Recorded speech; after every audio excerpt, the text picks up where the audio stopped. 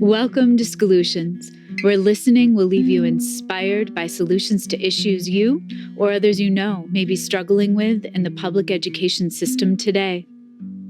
Before I introduce my guest today, I want to thank all of you for listening and for giving this podcast a chance. This is officially the 15th episode.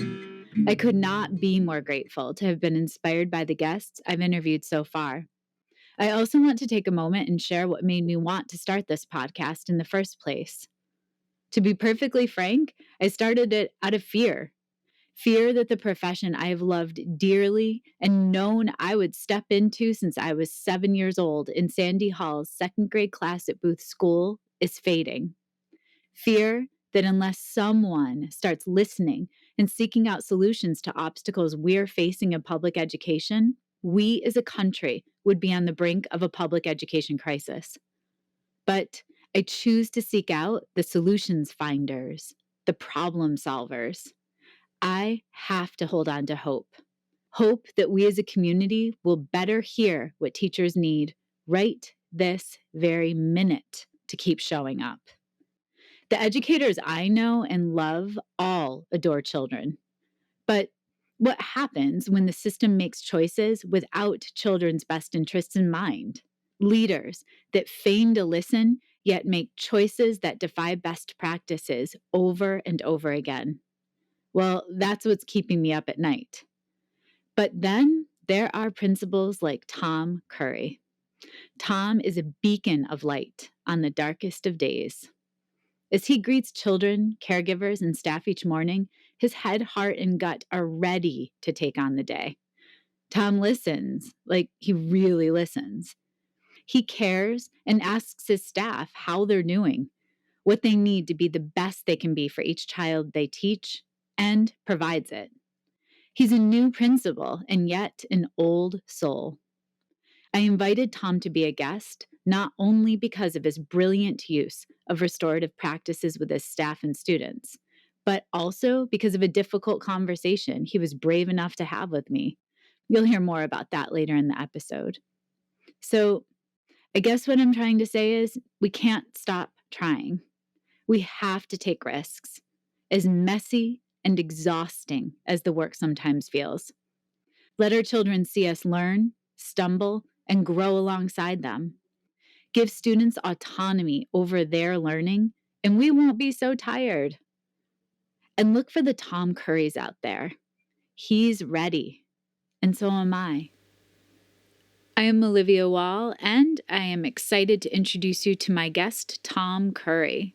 Tom is the principal of Shenango Bridge Elementary School in Shenango Valley, New York. Shenango Bridge houses grades 3 through 5 and is one of 2 elementary schools within the Shenango Valley Central School District.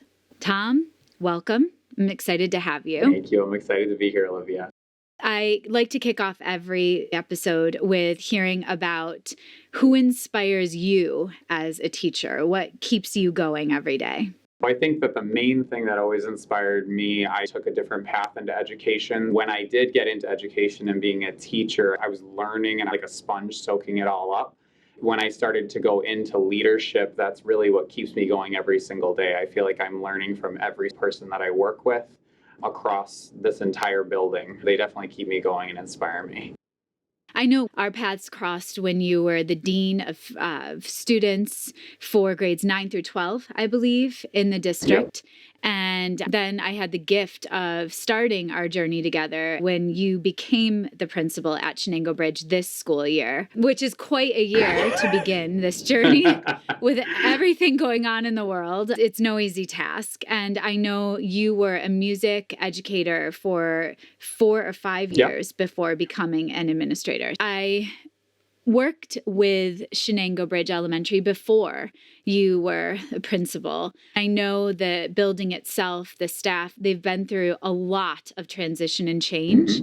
So I wanted to invite you as a guest because you have taken a different route with the staff to build trust and a part of that path is restorative practices. I wanted to hear more about your journey with that. I think it's important for us to define what restorative practices are for our listeners. I know restorative practice / justice began in the 1970s. That's when it originated. It didn't really come into schools until the 1990s. How have you learned about restorative, and where did it go from there? Yeah, so I do not consider myself a restorative expert at all. The district had taken on the work and they sent me to a training. It was a 3-day training through BOCES.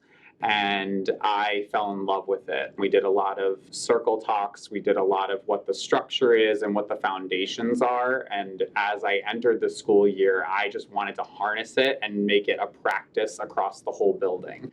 That kind of just sort of enveloped me. And now really across the entire building, we have it occurring with students, we have it occurring with staff. And I really just love the knowledge that you gain from those restorative conversations and those formations of circles and everything in between all of those practices.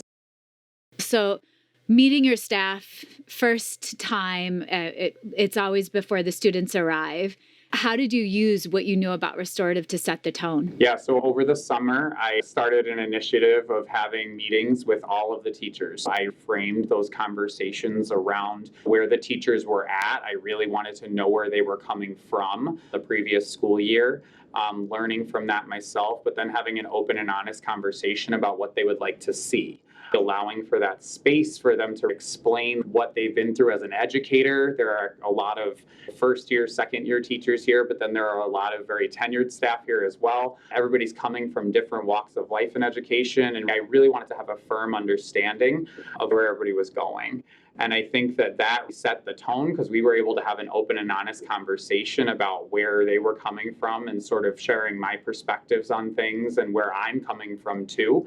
I think in addition to restorative, and kind of goes hand in hand as I want to lead as a transparent leader, I'm a person who's always open and honest with my staff about how I'm doing personally, professionally, to show how I would like the staff to be as well, to be as transparent and as honest as possible so that we can move forward because we're all people. You know, we're all individuals who are coming from different walks of life and we're doing really important work. Tom, I think the reason that's absolutely critical is what we model, the relationship between administrator and teacher, is what our students are seeing as well. And it's what hopefully the teachers can model for their students. And eventually the students will model for each other. Exactly. It's beautiful. So one-on-one meetings with all of the teachers. And where did it go from there? Then it started to grow into grade level. I'm a pretty structured person. I really like to go at things from the granular level and then growing into larger groups. We do a lot of committee work in the district. Over the summers, I started to invoke those first committee meetings.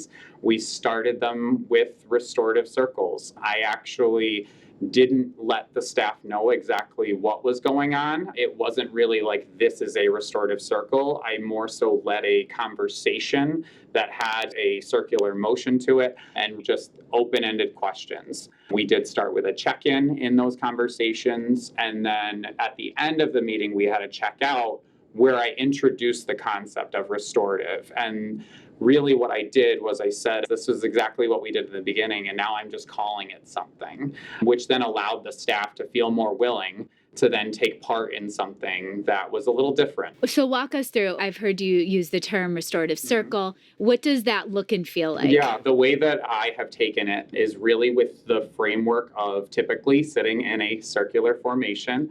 I use 4 sets of norms for all the circles that happen in the building. One of the norms is the conversation must always go in one direction, so no interjection. Someone speaks, the leader primarily starts, and then it passes off and it goes around the circle in one direction.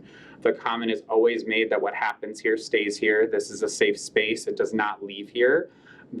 Like Vegas. Exactly. And then you can always pass. So always allowing for that ability to pass and not say anything if somebody doesn't feel comfortable. And this was the hardest one for me to understand, the nonverbal, not really saying, yes, I agree with you, but giving more of nonverbal cues so that you're not interjecting or cutting somebody off from saying their thought. Really framing everything around those 4 ideas. And the building now is in a place where they fully understand those 4 concepts. And so you usually launch that circle with a question or a thought, and then you go around once. Do people have the opportunity to respond to each other? Yeah, so there's always a reflective piece at the end. We'll start with a check-in. So normally it's like a 1 to 5. We'll say, where are you at? Sometimes we'll say a why. So we'll send it around with that, where are you at and why, and then might send it around with a question that is due to whatever topic that we might be discussing in the meeting, and then send it around for a reflection on what everybody had said. Great. And I know the listeners aren't able to see what you just did with your hands, but you are actually making that circle. And each time the send it around kicked off, it was starting in an opposite direction. Yeah, I typically like to change it one way and the other. Yeah. Yeah, that makes a lot of sense. I know not just at your staff meetings that you use this model, but you also use this model when it comes to developing instructional leaders. I do want to go back to a moment in time that we shared when I was in your building. And I believe it was the first time we had ever worked together where I was an outside consultant coming into your space. And the learning over the day was amazing with teachers, as it usually is. Your staff is incredible. And at the end, we had a debrief in the library. And I ran it as I typically would. Unfortunately, it really didn't match your norms. I didn't know until I received an email from you asking for a phone call. And we were lucky to jump on Zoom together. But I'd love for you to share. You're a brave soul to reach out. And so share with our listeners what happened in that moment when it didn't feel good in the meeting. Yeah, so that was a first for me too, Olivia, where I guess I didn't realize the power behind the restorative model, because in that moment, I felt uncomfortable when you were presenting the way things were typically done before. And because it was just different from what I was used to doing before that meeting. And so I reflected myself after that day of, again, awesome training. But then I was thinking, I was like, we do things in a restorative nature at Bridge. Why can't we establish this for our professional developers as well, and the people who are visiting our building, and establishing that? Because again, I was doing things in-house. I was trying to establish the culture with the staff and the students, and I never thought about visitors. I never thought about that piece. So this was a huge learning moment for me, where I realized I need to reach out to Olivia and just say, have that difficult conversation of, this is what happened. This is how Bridge does it. And the fascinating piece was the way the meeting was led. We named the work we studied, and we went around, and it was putting you on the spot to ask, what are your next steps? And you weren't quite sure. You didn't even have a moment to process. So it taught me many things. But the nice thing is we got a rinse and repeat. We got a second go. And you reached out promptly right after it had happened. And I think I was back the following week. And the beauty, instead of sage on the stage, or the presenter at the podium while everyone else is having learning bestowed upon them, restorative de-escalates in a beautiful way, where we are all at the same eye level and we are listening. There's space for everyone's voices. And I felt really fortunate to be a part of that and moving forward. The other aspect I know you're working tirelessly is to develop instructional leaders in your building. It takes a village to grow the learning. And so talk to listeners. What does that look and feel like for you? Yeah, I think my first thought is that release of leadership. It's that release of, really trusting your people. And that's easier said than done, to actually truly trust the people that you're around. And I think that thinking about all of the time that I spent with my instructional leaders over the summer, A lot of it was these kinds of restorative practices, these kinds of conversations, this open air of saying how you're feeling about the role that you're in. I happened to enter this role as the new building principal with 3 brand new instructional leaders. They had their own reservations about being instructional leaders coming into the school year. So building that capacity for leadership and trusting that they are very fine educators. And just like you said, the educators in this building are fantastic.